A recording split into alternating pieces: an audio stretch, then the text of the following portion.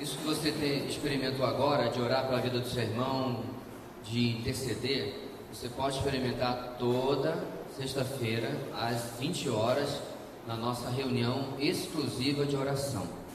A nossa reunião não é aquela reunião que tem 45 minutos de estudo bíblico e 15 de oração não, tá, irmãos? É uma breve devocional, depois é praticamente a hora inteira apenas de oração. Esperamos por você aqui na sexta-feira. Semana passada, amados, nós começamos a mensagem com o seguinte tema: o caráter forjado na luta e na vitória. Em Deuteronômio 8, nós vimos 4 lições até a metade do capítulo, até o versículo 9. Eu queria projetar para vocês essas 4 lições, porque nós vamos pegar agora o fio da meada, continuação do raciocínio de semana passada, onde nós vimos o seguinte: versículo 1 até o versículo 9. Em primeiro lugar, a obediência deve ser motivada por um alvo. Em segundo lugar, a dura disciplina revela a minha dura realidade. Em terceiro lugar, a amorosa disciplina compreende minhas limitações. E, em último lugar, a obediência deve ser motivada pelas promessas. Isso foi semana passada. Hoje nós vamos ler novamente o capítulo 8 e vamos, a partir do versículo 10, ver 4 outras lições que Moisés nos deixa nesse texto da palavra do Senhor. Deuteronômio 8, meus irmãos, começa assim: tenham cuidado de obedecer a toda a lei que eu hoje lhes ordeno, para que vocês vivam, multipliquem-se e tomem posse da terra que o Senhor prometeu, com juramento aos seus antepassados.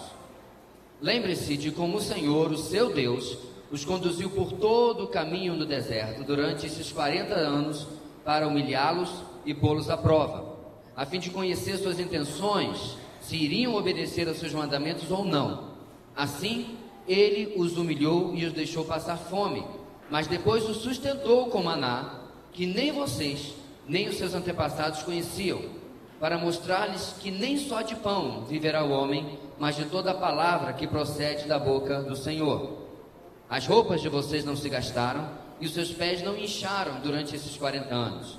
Saibam, pois, em seu coração que, assim como um homem disciplina o seu filho, da mesma forma o Senhor, o seu Deus, os disciplina. Obedeçam os mandamentos do Senhor, o seu Deus, andando em seus caminhos e dele tendo temor. Pois o Senhor, o seu Deus, os está levando a uma boa terra, cheia de riachos e tanques de água, de fontes que jorram nos vales e nas colinas, terra de trigo e cevada, videiras e figueiras, de romãzeiras, azeite de oliva e mel, terra onde não faltará pão e onde não terão falta de nada, terra onde as rochas têm ferro e onde vocês poderão extrair cobre das colinas. A partir do versículo 10, começamos hoje lendo o seguinte: depois que tiverem comido até ficarem satisfeitos, louvem o Senhor, o seu Deus, pela boa terra que lhes deu. Tenham cuidado de não se esquecer do Senhor, o seu Deus, deixando de obedecer aos seus mandamentos, às suas ordenanças e aos seus decretos que hoje lhes ordeno. Não aconteça que, depois de terem comido até ficarem satisfeitos, de terem construído boas casas e nelas morado, de aumentarem seus rebanhos, a sua prata e o seu ouro e todos os seus bens, o seu coração fique orgulhoso e vocês se esqueçam do Senhor, o seu Deus, que os tirou do Egito, da terra da escravidão. Ele os conduziu pelo imenso e pavoroso deserto, por aquela terra seca e sem água, de serpentes e escorpiões venenosos. Ele tirou a água da rocha para vocês e os sustentou no deserto com maná, que os seus antepassados não conheciam, para humilhá-los e prová-los, a fim de que tudo fosse bem com vocês. Não digam, pois, em seu coração: a minha capacidade e a força das minhas mãos ajuntaram para mim toda esta riqueza. Mas lembrem-se do Senhor, o seu Deus, pois é Ele que lhes dá a capacidade de produzir riqueza, confirmando a aliança que jurou aos seus antepassados, conforme hoje se vê. Mas se vocês se esquecerem do Senhor, o seu Deus, e seguirem outros deuses, prestando-lhes culto e curvando-se diante deles, asseguro-lhes hoje que vocês serão destruídos, pois por não obedecerem ao Senhor, o seu Deus, vocês serão destruídos como foram as outras nações que o Senhor destruiu perante vocês.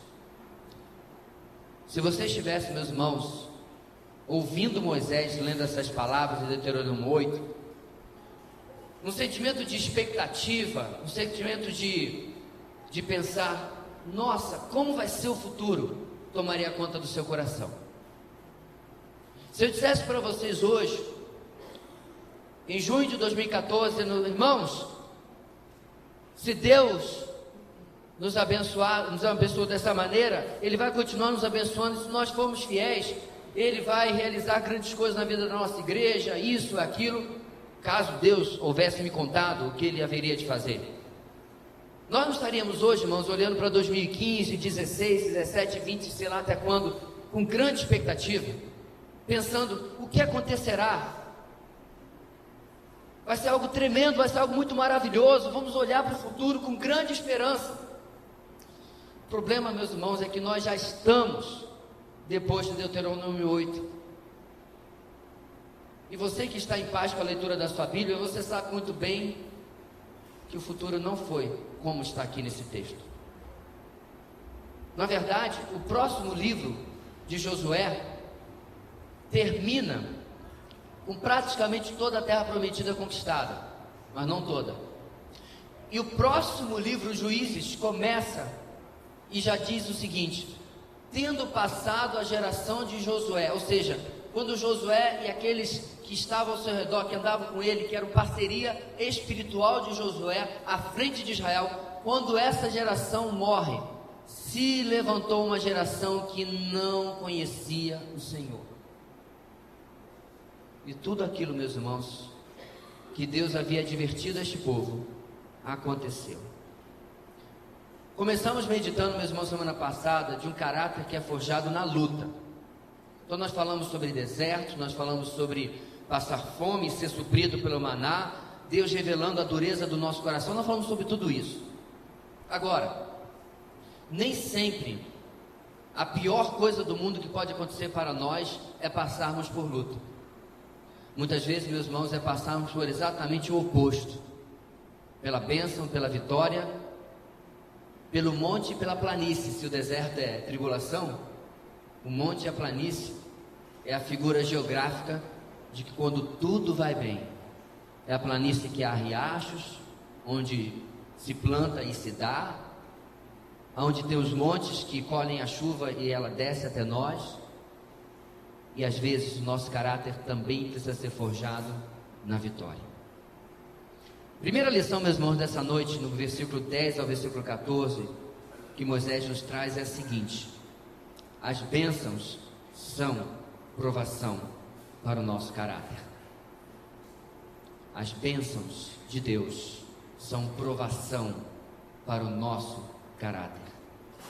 Provação no sentido de teste, provação no sentido de avaliação, de revelar, assim como a luta havia feito, aquilo que está na minha vida, que está no meu coração, que está na minha intenção mais profunda.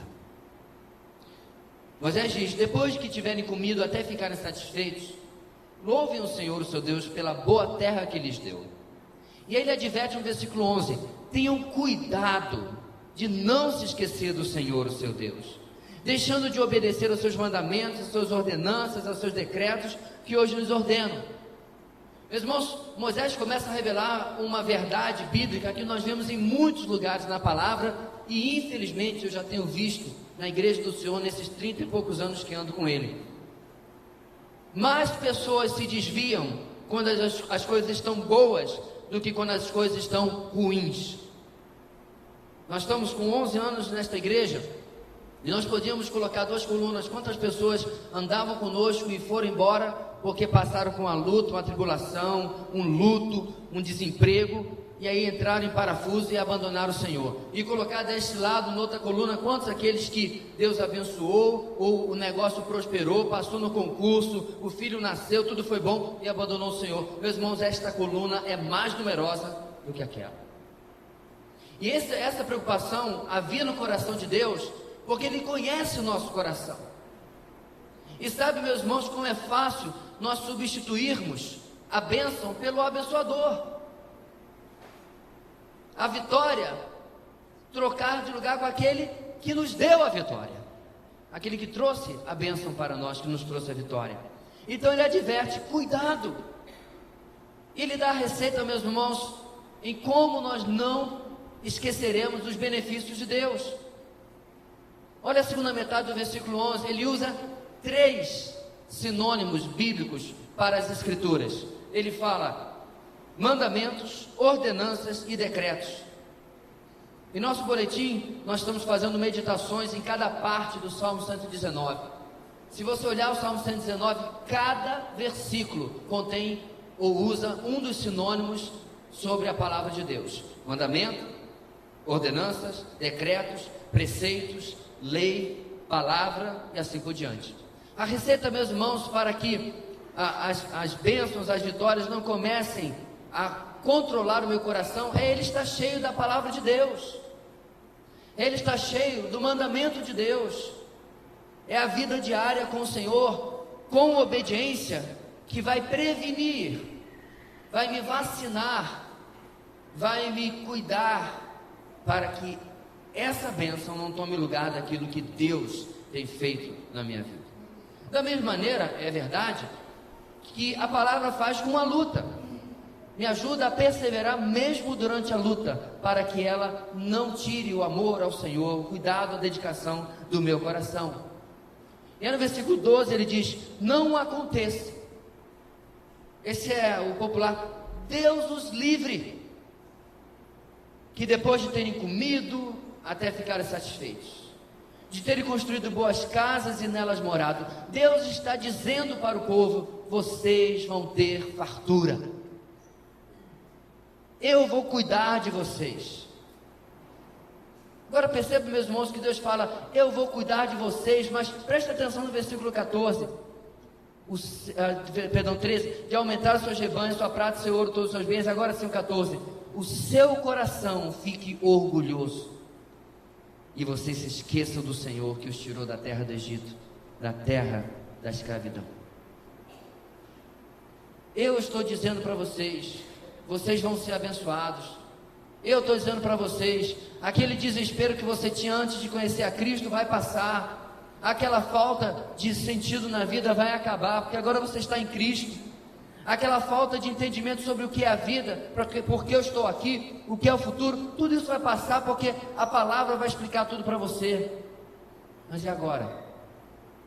Agora, meu irmão, que você está seguro nos braços de Deus, será que você continua valorizando isso? Ou será, meus irmãos, que em algum momento da nossa vida, tendo começado pela graça, agora o nosso coração se enche de orgulho, como se nós tivéssemos conquistado alguma coisa por nós mesmos? Daqui a alguns meses nós vamos ter, eu não quero falar muito sobre isso, porque eu não quero estragar aquele momento, nós vamos ter uma exposição em Gálatas. E qual é o grande problema, meus irmãos, dos nossos irmãos em Gálatas, ou na Galácia, os Gálatas? Eles, tendo começado pela graça, onde não há outra maneira de se entrar no reino de Deus, tendo entrado pela porta estreita, eles depois quiseram se aperfeiçoar por si mesmos. É de certa forma a mesma coisa que está colocada aqui: o seu coração se encheu de orgulho, dizendo: agora eu consigo sozinho. E meus irmãos, o que Israel precisava entender é que Deus não era a fonte primeira da sua prosperidade, Ele era a fonte constante da sua prosperidade. E que o que nós, como cristãos, que não estamos debaixo das mesmas alianças de prosperidade material, mas o que nós precisamos compreender como cristãos, meus irmãos, é que Cristo não é a fonte primeira da graça, do Evangelho na nossa vida. Ele é a fonte atual, constante e insubstituível na nossa vida. Começamos com Ele, continuamos com Ele. Na sua luta contra o pecado, na sua luta exatamente para lidar da maneira bíblica sobre as coisas boas que Deus tem feito na sua vida, é dele que vem a graça para que você possa conseguir isso. Então, bênçãos, a sua vitória, quando Deus lhe dá, meus irmãos, a primeira coisa que Ele quer olhar no seu coração é: o que está acontecendo? Qual é o pensamento que vem ao seu coração?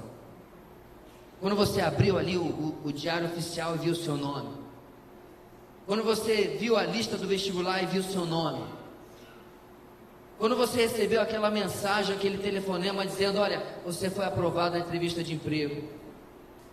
Quando você foi buscar o seu filhinho na maternidade. Quando você, segundo diz Provérbios, alcançou uma esposa do Senhor e alcançou uma coisa boa, é o que diz o texto. Cada uma dessas bênçãos, meus irmãos, deve nos levar a revelar ao nosso coração gratidão e não orgulho.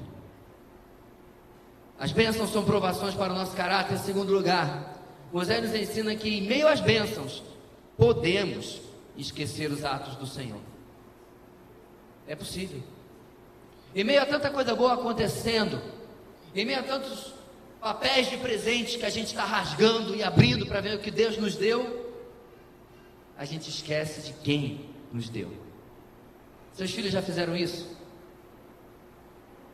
Talvez no aniversário dele ou dela, você deu o presente, ele pegou o presente, saiu correndo, abriu, foi brincar, e ele é criança. Às vezes não são tão crianças assim, né? Mas a gente esquece de simplesmente voltar e muito obrigado. Ou na festa de aniversário dele, lembra? O convidado chegou, deu um presente, ele pegou o presente e saiu correndo, você... Como é que se diz? Você já fez isso? Você já fez isso com seus filhos, mas você também deve ter feito isso também, né? Meus irmãos, as atitudes das crianças revelam quão infantil é o meu coração diante daquilo que Deus me dá. Eu pego das mãos deles, vou para o meu cantinho rasgar, porque criança não tira o durex assim não, né? Tem criança que faz isso? Não rasgue esse papel de presente. Não, a gente está rasgando tudo. Aproveita o que Deus nos deu, mas não esquecemos que foi o agir, os atos do Senhor que fizeram isso. Versículo 15: Ele os conduziu pelo imenso e pavoroso deserto. Moisés volta, meus irmãos, lá para o deserto, porque ele falou agora, antes, comer e ficar satisfeito, boas casas, rebanhos multiplicando prata, ouro, bens. O olhinho do povo já estava brilhando, assim como o meu e o seu também estariam. E agora o versículo 15, Deus dá uma rezinha, uma parada, volta lá e diz: Ele os conduziu lá no deserto, por aquela terra seca e sem água, de serpentes e escorpiões venenosos. Ele tirou água da rocha para vocês. Ele os sustentou no deserto com maná que os seus antepassados não conheciam, para humilhá-los e prová-los, a fim de que tudo fosse bem com vocês. Deus dá uma paradinha, meus irmãos, para relembrar o que ele havia feito, para dizer ao povo: não se encantem com as bênçãos, mas lembra de quem é aquele que lhe deu isso. Alguns de nós, meus irmãos, como é o meu caso também, nos convertemos muito cedo. Eu me converti com 10, minha esposa antes disso, alguns também nessa idade. A maioria dos nossos filhos se converteram muito cedo, e grande parte da nossa igreja, porque conheceu o Senhor adulto, não. Mas a verdade é, meus irmãos, aonde eu estaria se não fosse o Senhor? Eu lembrei desse fato que eu vou mencionar agora um tempo em outra mensagem, eu quero relembrá-lo. Algum tempo atrás, 2, 3 anos, eu assisti uma entrevista com Arthur Antunes Coimbra, ou de Coimbra, Zico. Um homem admirado, um homem respeitado como profissional, como chefe de família, jogador, é claro, onde não se vê escândalos e tudo mais. E a entrevista, toda aquela admiração que ele tem das pessoas. E ele falou uma coisa, meus irmãos, que eu nunca esqueci, eu não lembro mais nada do que ele falou ali. E ele falou uma coisa assim: eu devo tudo ao futebol. Cada mão de tinta, cada coisa nesta casa, lá na minha empresa, que meus filhos se alimentaram, vestiram, eu devo tudo ao futebol. Eu admiro esse cara, pelo exemplo que ele é como pai, casado com a mesma esposa até hoje, mas eu confesso que naquele momento eu vi que vida pequena, que perspectiva e que visão de vida pequena. É claro, meus irmãos, que se eu estivesse a minha vida inteira trabalhando numa determinada empresa, eu poderia dizer: poxa, tudo que eu construí porque essa empresa investiu na minha vida. Ou se eu tivesse uma loja, e essa loja crescesse, fosse um grande nome, tudo que eu tenho eu devo a essa loja. Mas, meus irmãos, realmente tudo que eu devo ao Evangelho, eu devo ao Senhor. Porque talvez, querido, você se considere uma pessoa muito boa, mas será que a sua história seria realmente como é se Deus não tivesse escolhido você para que Ele estivesse na sua história? Será que você estaria hoje querendo, na sua vontade, aqui onde você está, não apenas numa igreja, mas na sua história e na sua família, se dependesse apenas de você? Aí você responde para você: eu sei que eu não estaria. Porque, meus irmãos, logo assim que eu saí da meninice, da adolescência, as besteiras começaram a se enfileirar na minha vida. E eu posso dizer com toda certeza, se não fora o Senhor. O salmista diz que se não for o Senhor, eles nos teriam consumido, não é isso? Eles nos teriam engolido. Não, meus irmãos, se não for o Senhor, eu teria me destruído. Eu teria me consumido. Por isso, meus irmãos, nós não podemos, em meio a tanta coisa boa que nós temos na nossa vida, esquecer, é por causa do Senhor. Ele que me tirou lá do deserto, Ele que me tirou de uma terra que não era fértil, que era seca, Ele que tirou a água da rocha na minha vida também, Ele que fez tudo aquilo para que eu pudesse estar aqui hoje. Ele que realizou esses grandes feitos. Ele, só Ele, a Ele toda a glória, a Ele toda a honra. E falar em glória, meus irmãos, na próxima parte do nosso texto, Moisés nos traz a terceira lição, que é a seguinte: em meio às bênçãos, devo cuidar em lembrar de quem é a glória. Isso tem muito a ver com o orgulho que ele falou no outro versículo, meus irmãos, mas agora ele diz o seguinte: não digam, pois, em seu coração. Repare nessa frase, meus irmãos, como se fosse uma citação que alguém poderia dizer quando já estivesse na terra prometida: a minha capacidade e a força das minhas mãos ajuntaram para mim toda esta riqueza. Meus irmãos, a capacitação que nós temos, aquilo que recebemos do Senhor como bens, como inteligência, como dons, como talentos, isso tudo é uma faca de 2 gumes. Eu vou explicar. Da mesma maneira como que eu posso usar tudo isso que eu mencionei, cada centavo no meu bolso, cada bem que eu tenha, cada talento e habilidade ou dom que eu disponho, assim como eu posso usar tudo isso para servir a Deus, para glorificar a Deus, da mesma maneira eu posso usar para me vangloriar. Da mesma maneira eu posso usar para destacar qualquer pretensa capacidade ou mérito que eu tenha naquilo que está sendo realizado. Você compreende isso?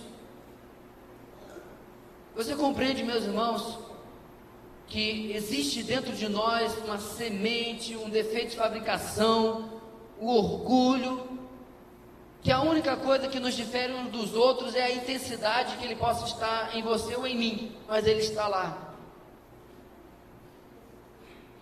É aquele desejo nosso de, na maior parte das vezes, ou quanto mais pudermos, receber um tapinha nas costas. Muito bem. Agora veja bem, meus irmãos, deixa eu colocar isso aqui dentro de um entendimento mais amplo. Isso não significa que você não deve elogiar alguém, que você não deve reconhecer o mérito de alguém. Não vai sair daqui dizendo assim: olha, mulher, não vou mais elogiar a sua comida não, porque o pastor falou que eu posso lhe incentivar ao orgulho e à vaidade. Eu nunca disse isso. Ó, marido, eu não vou mais elogiar as coisas que você faz aqui na nossa família, porque eu não quero que você se torne vaidoso. Não, não é isso não.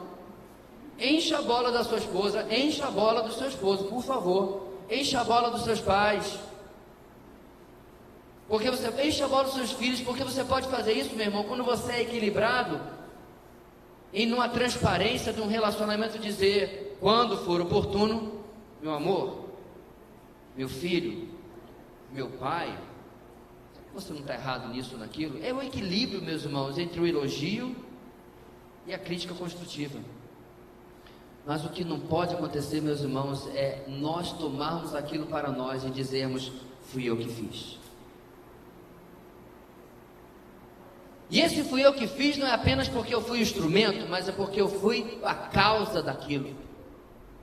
Eu fui o que resultou naquilo. Muitas vezes, meus irmãos, as pessoas estão recebendo o elogio que deveria ser dado ao Senhor. E perceba que no versículo 18, o próprio Deus adverte: mas lembre-se do Senhor, o seu Deus, pois é Ele que lhes dá capacidade de produzir riqueza. A prosperidade e a riqueza, meus irmãos, estava intimamente ligada à promessa, à aliança que Deus havia feito para Israel. É daí que vem a péssima interpretação da besteriologia da prosperidade, né? É até uma ofensa chamar aquilo de teologia. Que Deus havia sim prometido a Israel que, mediante a sua obediência e a sua fidelidade, Ele iria abençoá-los grandemente e prosperá-los materialmente.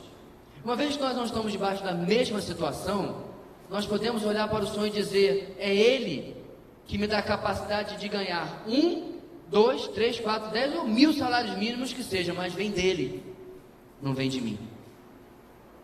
Ele que me capacita a realizar alguma coisa. Eu fico pensando, meus irmãos, quando eu era garoto e eu virei para meus pais me colocaram no curso de inglês. Eu fiquei um tempo, um semestre, 2, eu não lembro bem, e eu virei do alto da minha sabedoria, né, uma pessoa extremamente experiente, com aquela idade toda, e virei para meus pais e disse: olha, eu não quero mais estudar inglês não. Aí meus pais falaram assim para mim: e quem disse que você tem que querer? E eu voltei para o curso de inglês, porque manda quem pode, obedece quem tem juízo. E eu fico pensando, meus irmãos, em Deus, lá em 1978, 79, quando eu tive essa brilhante ideia de que eu não precisava mais estudar inglês, e ele pensando comigo: sabe de nada, inocente.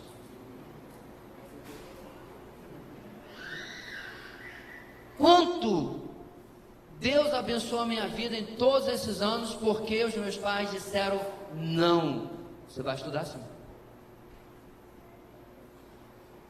Quantos livros eu já pude ler, quantos vídeos, mensagens, artigos, posso dar aula, pude fazer um curso em outro país, porque Deus, eu creio nisso, meus irmãos, interveio naquele momento e disse: diga não para esse menino aí, por favor, por amor de mim. É o que Deus faz, né? Não fala pelo amor de Deus, porque não sabe o que ele está falando.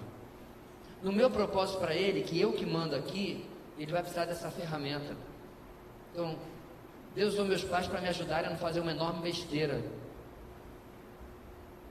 Cada detalhe, meus irmãos, lá atrás da nossa vida, Deus está costurando para nos abençoar. Como é que é a minha capacidade? Como é que eu podia antever qualquer coisa na minha vida? Como é que este povo podia antever qualquer coisa na sua vida? Como é que eles poderiam antever se ia ter granizo? Ou se ia ter boa colheita? Como é que eles podiam antever se ia ter seca? Ou se ia ter terra adubada? Deus providenciou tudo aquilo para eles. E detalhe, meus irmãos, grande parte do que o povo de Israel ocupou na terra prometida, ele nem sequer havia construído, porque muitas cidades que eles tomaram já estavam praticamente prontas ali para que eles pudessem morar.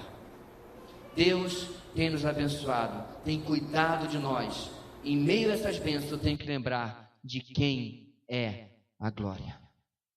Quem deve ser exaltado por causa disso? Sabe por que isso é importante, meus irmãos? Porque quando eu pego a glória que é de Deus e coloco em qualquer outra coisa, o que acontece é o versículo 19 e 20, o nosso quarto princípio, ou quarta lição dessa noite. As bênçãos são provações para o nosso caráter. Em meio às bênçãos podemos esquecer os atos do Senhor. Em meio às bênçãos devo cuidar e lembrar de quem é a glória. E, quarto lugar, bênçãos mal compreendidas nos levam à idolatria que produz disciplina. Bênçãos mal compreendidas nos levam à idolatria que produz disciplina. Versículo 19: mas se vocês se esquecerem do Senhor, o seu Deus, e seguirem outros deuses, prestando-lhes culto e curvando-se diante deles, asseguro-lhes hoje que vocês serão destruídos. Por não obedecerem ao Senhor, o seu Deus, vocês serão destruídos como foram as outras nações que o Senhor destruiu perante vocês. Como é que chegamos até esse ponto, meus irmãos? Começamos lá em cima, no versículo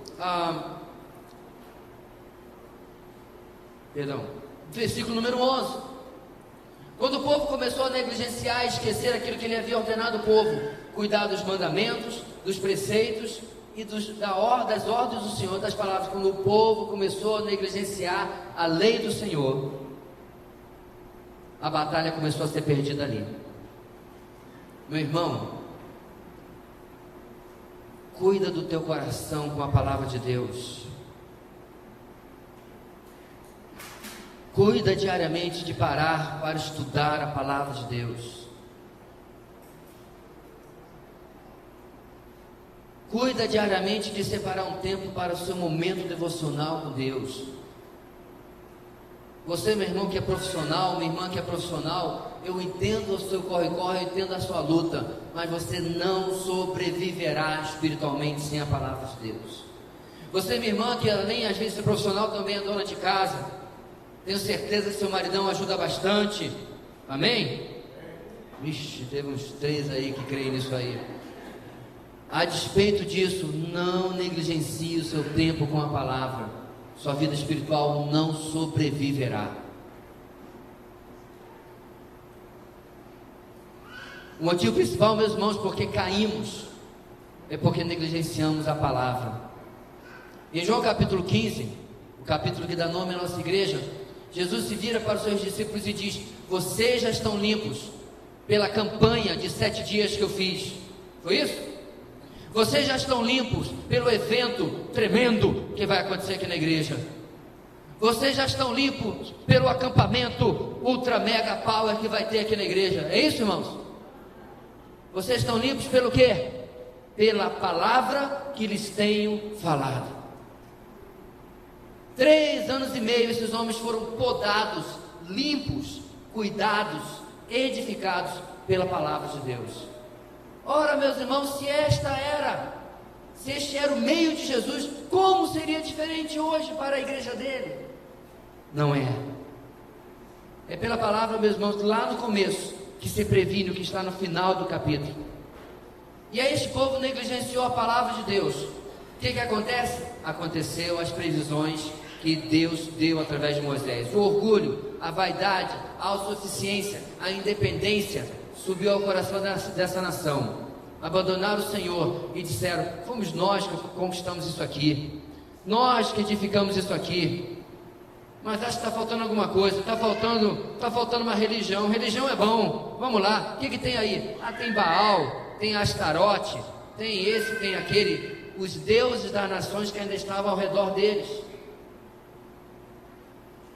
Meus irmãos, deixa eu dar a dimensão do que é o que acontece com o povo de Israel aqui. Um belo dia você nasceu lá na maternidade, na maloca, na sua casa, sei lá onde foi, mas você nasceu. E aí teve lá um homem e uma mulher que, ao invés de ir para casa e deixar você lá, eles resolveram te levar para casa também. Vamos levar esse embrulhinho para casa. Aí levaram para casa. E aí você começa a chorar. Aí eles decidiram lhe alimentar. Você teve febre, resolveram cuidar de você, levar ao pediatra. Passou um tempinho, levaram para a escola, lhe alimentaram, lhe vestiram, cuidaram, disciplinaram, fizeram de tudo, às vezes até mimaram, né? Cuidaram de você. E aí um belo dia, quando você já está lá do alto da sabedoria dos seus 13, 14, 15, 16 anos, praticamente, né, um Platão, um Aristóteles de tanta sabedoria, você olha para o lado e diz: tchê, esses dois aí não sabem de nada. Aí passa bem ali na rua outro casal que nunca lhe tirou da maternidade, que nunca passou a noite acordado por sua causa, que nunca fez nada por você, e você abandona esse casal e vai idolatrar aqueles ali. É isso que Israel fez com Deus. Deu as costas ao Deus que havia os tirado do Egito, os escolhido lá atrás sem eles terem merecimento algum. e agora decidido a adorar a Baal, a Astarote. Porque veja bem, meus irmãos, a ilustração que eu lhes dei agora, ela tem uma grande diferença do que aconteceu com Israel. Se você tivesse abandonado o casal e ido atrás daquele outro lá, aquele casal pelo menos existe. Baal e Astarote nem sequer existiam. Moloque nem sequer existia, e ainda sem existir, exigia que você colocasse o seu filho recém-nascido sobre as suas mãos, e embaixo era acendido um fogo, para que seu filho fosse oferecido a ele. Esses eram os deuses que Israel trocou pelo Deus que nós servimos. Onde isso começa, irmãos? Quando nós abandonamos os mandamentos do Senhor. Você ainda acha que o seu tempo devocional é tempo jogado fora? Você ainda acha que o seu tempo lendo a palavra de Deus, neste ano toda ela, como nossa igreja está, é tempo jogado fora? Meu irmão, como bem disse o reformador, o coração do homem é uma fábrica de ídolos, e para que nós possamos combater, fechar, falir esta fábrica dentro de nós, precisamos ser forjados pela palavra de Deus, precisamos ser trabalhados pela palavra de Deus. O texto predisse o que aconteceria. Centenas de anos depois de tantas chances que Deus deu, o povo do norte, que preservou o nome de Israel, foi levado cativo, prisioneiro para a Síria, da onde nunca mais voltou. O povo do sul, que teve o nome de Judá, foi levado para a Babilônia, e lá permaneceu durante 70 anos, regressando então pelas mãos de Esdras, Neemias e Zorobabel, aonde pelo menos a lição da idolatria, essa eles aprenderam. Mas caíram em outras coisas: religiosidade e falta de fidelidade ao Senhor, a qual redundou no ambiente religioso que você encontra no tempo de Jesus, e que Jesus vira para aquele povo, dos fariseus, dos saduceus, dos escribas, e repete as palavras de Isaías: este povo me honra com os lábios, mas o seu coração está longe de mim. Meu irmão, eu e você sabemos que esta igreja não prega nem de perto prosperidade, nunca prometemos nada, e você não vem aqui achando que porque você vai ofertar ou dar o dízimo, amanhã ou depois você vai ser próspero, isso ou aquilo. É verdade, mas ainda assim, como o seu coração tem lidado com o que Deus tem realizado na sua vida? Como você tem lidado? O que você tem feito? Será que você tem repetido as palavras do salmista, que daria ao Senhor pelos benefícios que me tem dado? Eu quero convidar você, meu irmão, a pensar na sua família. Quero convidar você a pensar no seu emprego. Eu quero convidar você a pensar na sua saúde. Eu quero convidar você a pensar nessas coisas, mesmo que a sua família não seja ideal, que o seu emprego ainda não seja onde você deseja chegar na sua vida profissional, e mesmo que a sua saúde não seja tudo aquilo. Porque finalmente eu quero convidar você a pensar, em primeiro lugar, na sua salvação. O que daria ao Senhor pelos benefícios que me tem dado? Eu vou dar a Ele um caráter aprovado, quer seja na luta, quer seja na vitória. Eu vou dar a Ele um caráter que glorifica a Ele e só a Ele, consciente de que tudo aquilo que acontece na minha vida é por causa dEle, que eu sou apenas servo, e toda a honra e toda a glória são para Ele. Vamos fazer isso hoje, terminando essas duas mensagens, orando ao Senhor. Feche seus olhos comigo. Coloca a sua vida diante do Senhor, meu irmão. A sua murmuração é idolatria. A sua incredulidade é idolatria. a sua desobediência e idolatria. E essa noite eu quero convidar você a pegar um bastão bem forte, bem rígido, e esmagar os ídolos que têm sido construídos na sua vida. E reconhecer que no trono só existe um único soberano. E esse trono não está sendo disputado, porque ele é indisputável. Quero convidar você essa noite a reafirmar diante do Senhor, talvez pedir perdão diante do Senhor, de como você tem lidado com os problemas, de como você tem lidado com as vitórias, e reconhecer o que você precisa mudar na sua vida diante dele. Senhor nosso Deus, Deus grandioso e temível, que cumpre a sua promessa sobre nossas vidas, que nos tirou de uma vida onde nós não éramos teu povo, onde nós não tínhamos esperança de vida eterna, e nos trouxeste para ti. O Deus que nos colocou assentado nos lugares celestiais, acima de todo principado e potestade, em Cristo, sem nós merecemos absolutamente nada. Ó Deus, nós poderíamos ficar aqui o resto deste culto todo apenas declarando as tuas credenciais,